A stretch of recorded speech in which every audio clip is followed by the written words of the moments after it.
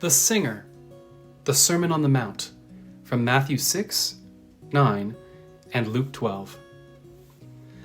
Wherever Jesus went, lots of people went too. They loved being near him. Old people, young people, all kinds of people came to see Jesus. Sick people, well people, happy people, sad people, and worried people. Lots of them, worrying about lots of things. What if we don't have enough food or clothes? Or suppose we run out of money? What if there isn't enough and everything goes wrong and we won't be all right? What then? When Jesus saw all the people, his heart was filled with love for them. They were like a little flock of sheep that didn't have a shepherd to take care of them. So Jesus sat them all down and he talked to them. The people sat quietly on the grassy mountainside and listened.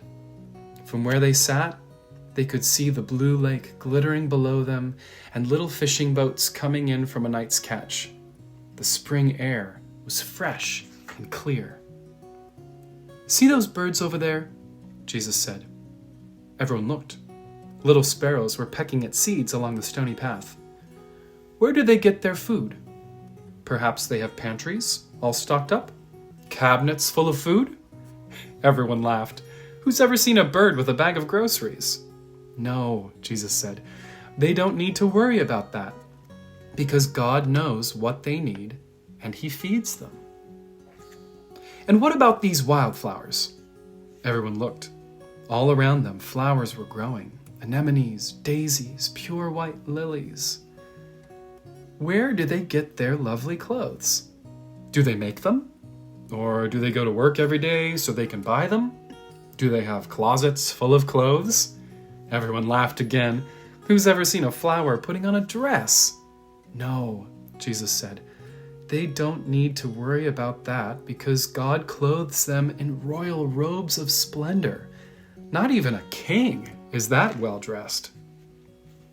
They had never met a king, but as they gazed out over the lake, glittering and sparkling below them, the hillsides dressed in reds, purples, and golds, they felt a great burden lift in their hearts.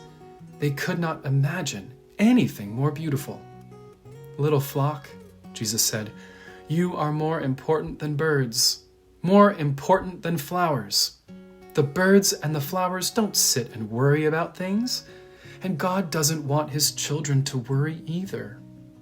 God loves to look after the birds and the flowers, and he loves to look after you too. Jesus knew that God would always love and watch over the world he had made. Everything in it. Birds, flowers, trees, animals, everything. And, most of all, his children. Even though people had forgotten, the birds and the flowers hadn't forgotten. They still knew their song. It was the song all of God's creation had sung to him from the very beginning. It was the song people's hearts were made to sing. God made us. He loves us. He is very pleased with us.